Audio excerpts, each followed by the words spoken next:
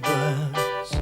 Everybody needs good neighbours with a little understanding. You can find the perfect blend. Neighbours should be there for one another. That's when good neighbours become good friends. Just reminding Lucy that homework comes before television. She's staying with a friend of hers, Emma. Jim's picking her up. Maybe we should go while the going's good. Tess had an accident. She needs a doctor. Of course, where? Oh, she's just next door, but she's pregnant. Yeah, and hurry. She's in a really bad way. Is the pain easing? Doctor will be here soon. She's not far away. Des, how is she? Well, where is she? She's all right. She's gone to get her bag out of the car. Well, why is she hurrying? Where the... I'm Dr. Marshall. Take it to a Daphne. Where's the pain? It's eased a bit. Good, well, we'll take a look anyway. Would you mind moving, please?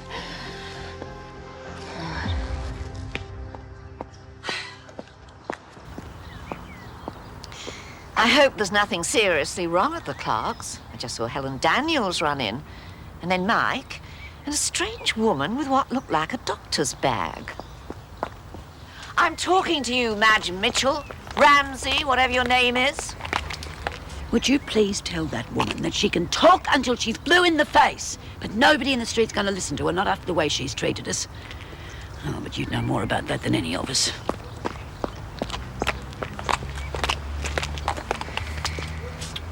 Nan, why are you doing this?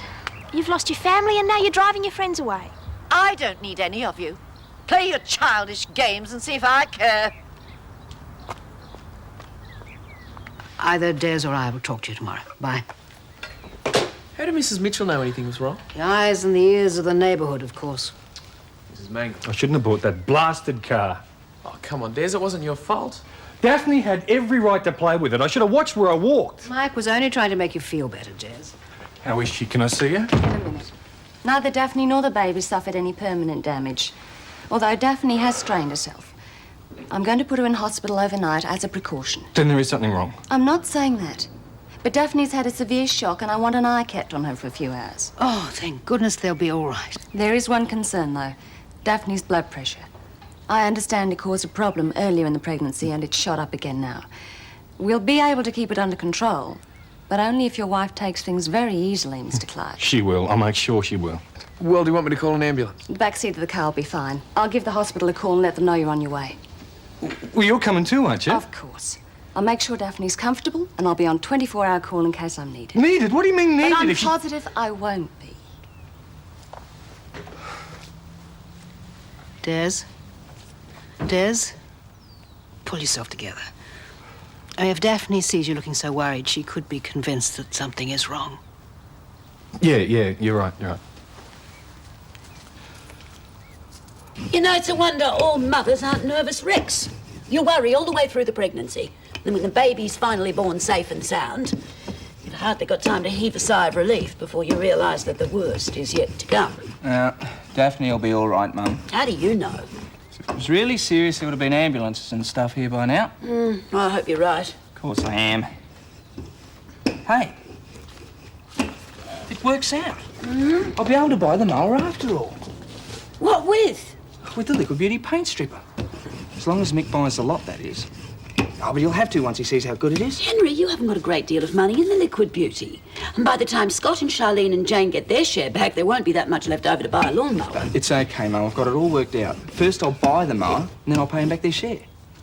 Henry, even with my limited grasp of mathematics, I know that doesn't make sense. Yes, it does, Mum.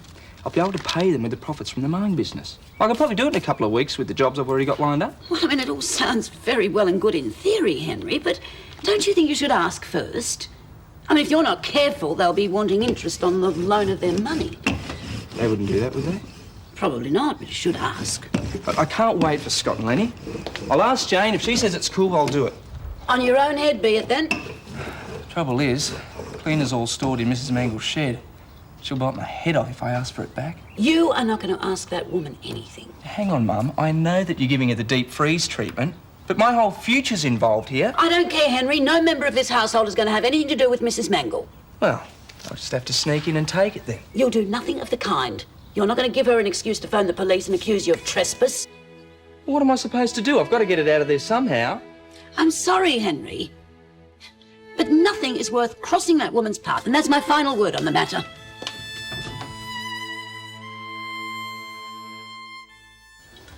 Hi, Mr. Robinson. Hello, Jane. Has Helen gone already? Mm-hmm. She left a note for Lucy. Weren't you supposed to be picking her up? Oh, she's having too much fun at Emma's. Mrs. Gordon said that she would give her some dinner and bring her home later. Well, there's a casserole in the oven. I'll just give it a few more minutes. Fine. Oh, What's the matter? nothing. Well, actually, it's Nan. She giving you a hard time about coming home again? No way. Mrs. Mitchell's organised a whole street not to talk to her, and Nan reckons she's glad. Well, I don't see how sending your grandmother to Coventry's going to help. It just gives her another excuse to dislike everybody.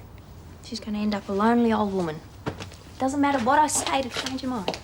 Well, you've done all you can do, but you've stuck by her much longer than most people I know would have. That smells nice. What have you done to your leg? Oh, look, it's nothing, just a metal sliver from a lathe at work. Well, did you get it all out? Well, I thought I did, but it's still a bit painful. You should get a doctor to check it. No, it'll be all right. Be okay in the morning. Oh! I'll just get a cushion. I thought you said it went in your leg. It did. Sorry to be so much trouble to everyone. Don't be silly. I'll try and make the back seat more comfortable for you. Thanks, Helen. And you, Doctor? Beverly, please. We'll go ahead and meet you at the hospital. See, thanks. Hank! Thanks, man. Sorry to be so much of a worry to you, Des. Oh, I'd rather be worrying about you than not have you at all. Mike's going to have to look after the coffee shop till I can get there tomorrow. You're not going back to that coffee shop until after you've had your baby. But Des, Mike and I'll take care of the whole thing. Harold's there too, remember? I feel so useless. Daff, you're doing an important job there. It's not like you to feel sorry for yourself. Yeah. Take this. Comes with a good luck guarantee. Didn't do you much good when you were playing poker with Jim.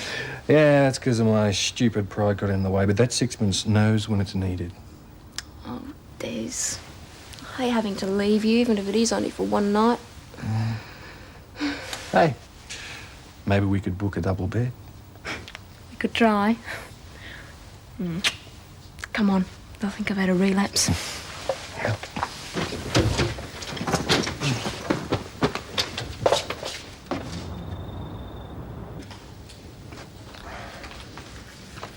Are you sure you shouldn't give Clive a ring? That limp looks worse, if anything. I did, actually. He's gone away. His father's ill, so... Oh, well, there must be a locum. Yeah, there is. Well, then. It's Dr. Marshall.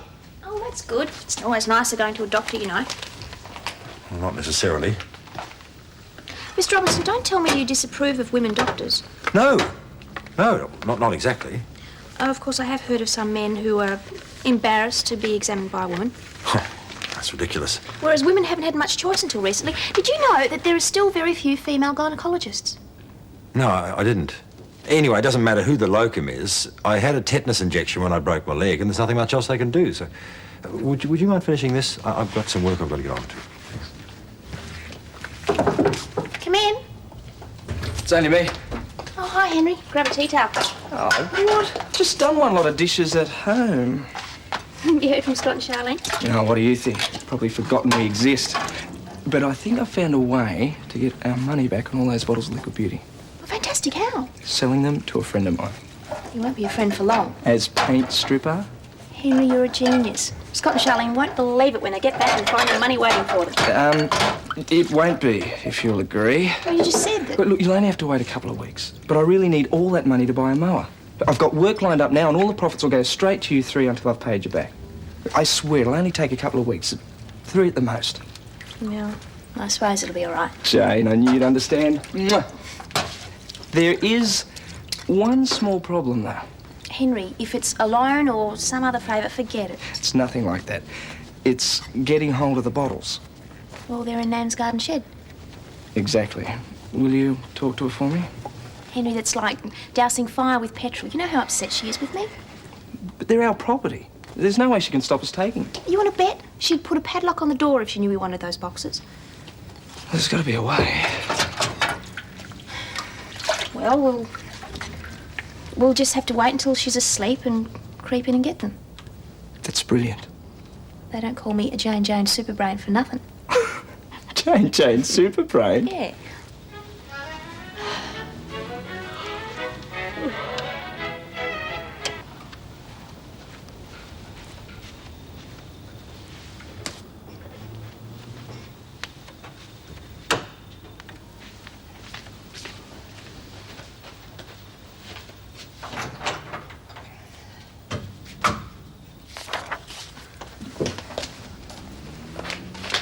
Zero hour, when Nan's lights have gone off.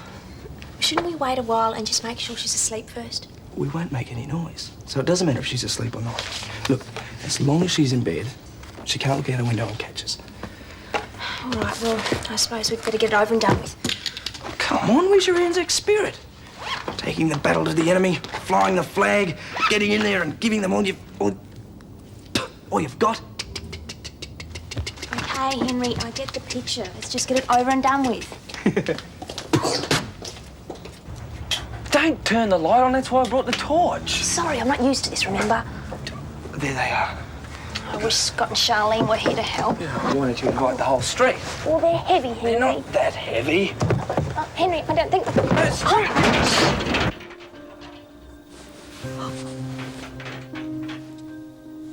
Strength!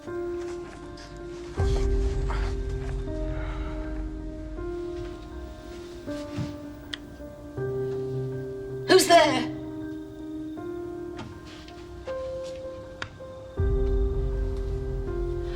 I know somebody's there. I heard you.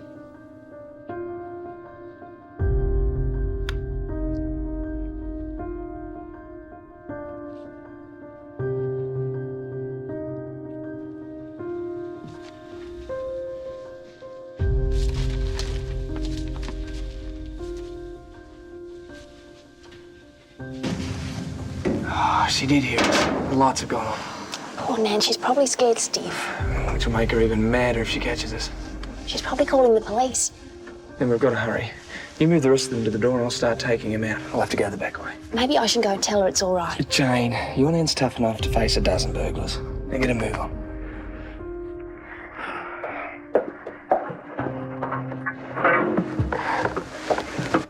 Oh, hello. This is Mrs. Mangel from 32 Ramsay Street. I want to report a prowler. Yes, that's right, Mrs. Mangel. I may have been mistaken in the past, but I'm not in the habit of imagining loud bangs. No, I do not mean gunshots. Look, just get here, will you, before he makes his escape?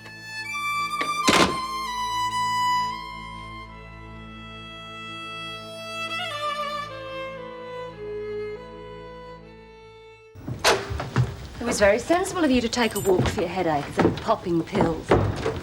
Now, why don't you have an early night? Leave the studying for now. Yeah, I think I will. I'll just get myself a glass of milk. Now get some coffee. Take the weight off your feet. Oh, walking around art galleries should be done in sneakers or bedroom slippers. Couldn't agree more. Oh, Jim, don't tell me you've caught Jane's headache. No, it's not a headache. My leg's giving me hell. I warned you not to be too confident about that break. It's got nothing to do with the break. I got a sliver of metal in it at work today. I thought I'd got it all out, but obviously I must have missed a bit.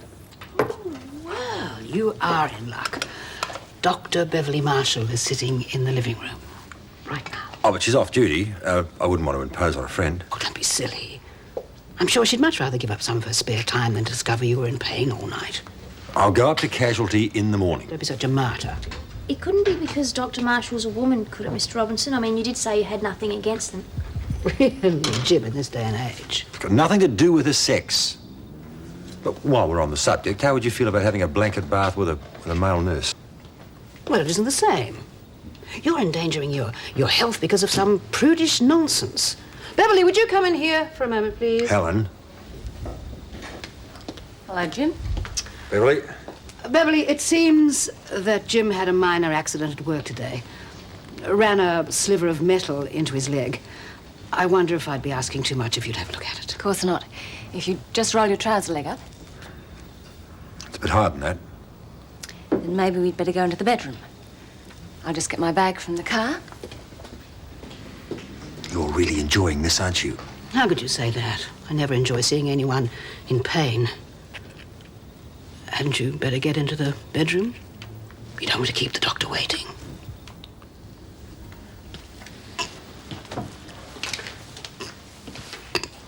Men.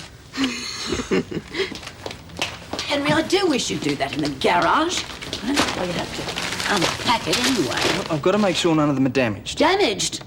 Don't you dare let any of that leak onto my table. Here, cover it with this. Righto. Now, all I've got to do is test it. Test it on what? There must be some old bits of painted wood lying around here somewhere. Before you open one of those bottles or put it near anything in this house, you check with me. Cool it, Mum. Everything's going to be fine now I've got the bottles back. Yes, well, it's a miracle she didn't catch you. Yeah. You don't know what a miracle it was. We dropped some in the cartons. I thought you'd hear it over here. Oh, did Mrs. Mangel hear it? She must have. Some of the lights went on, but she didn't come out, thank goodness. Jane was worried we might have really scared her. No, it's time Jane started to think about herself instead of that rotten old biddy. She's past saving. Yeah. But she's an old lady and, well, she's all alone there tonight. If it wasn't for Harold, she'd be alone every night. I don't think he's going to stick it much longer. All right, Mum. I don't like her either. But it doesn't mean I want to be responsible for putting her in a hospital with a heart attack. Fair enough? It's a good thing Jim didn't wait until tomorrow to have that sliver removed. Might have become infected. Yes. Well, I promise this is the last medical crisis I'll inflict on you today. Oh, don't tell me. Are you expecting someone? Not at this hour. Oh, Des, come in. G'day. I saw the light on. There isn't a problem with Daphne. No. She's fine. I just wanted to talk. Well, sit down. I'll get you some coffee. Oh, no. None for me, thanks. I'm on edge enough as it is. People tend to forget how hard a pregnancy is on the father. Everyone's fussing about the mum-to-be and Dad gets left out in the cold. Yeah. Daphne deserves the attention. Just that I think I'll go around the twist, worrying about them both, but not being able to say anything, keeping it inside in case I upset Daphne. I'm useless at the bank, and now there's a coffee shop to worry about. You can forget about the shop. Mike knows the job inside out, and now that Harold's there to supervise, I think you should leave them to it. Yeah, I suppose so. And there's no magic formula to stop you worrying about your wife. But you have some good friends here. You should use them. Get it out of your system to Helen or Jim. We shouldn't have to tell you, Des, that we're here whenever you need us.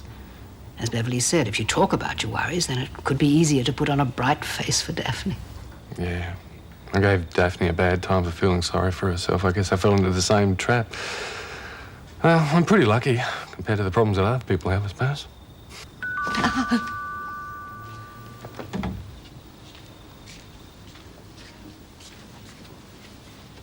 Who's there? Police, Mrs. Mangel. Constable Conlon. How do I know you're not the prowler? Well, you did call us. Nearly half an hour ago. We've been checking around outside. Look, just open the door slightly and I'll show you my ID.